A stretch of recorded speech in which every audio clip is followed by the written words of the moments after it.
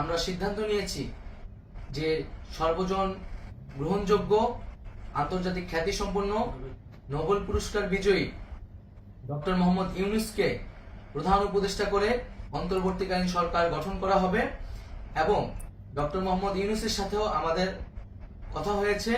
তিনি ছাত্র জনতার আহ্বানে বাংলাদেশকে রক্ষা করতে এই গুরু দায়িত্ব নিতে সম্মত হয়েছে।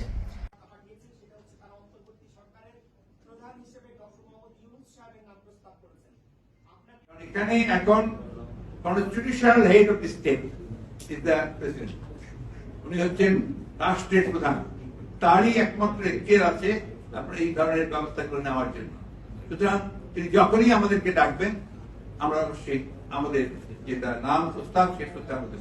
তবে আপনাদের একটা কথা বলে দিই, ছাত্রদের প্রতি আমাদের সম্পূর্ণ আস্থা আছে, এই আস্থা আমাদের আছে এবং আমরা তাদের প্রতি তাদের আন্দোলনের সঙ্গে একাত্ম বোধ করেছি, তাদের সঙ্গে আমরা একাত্ম বোধ করছি।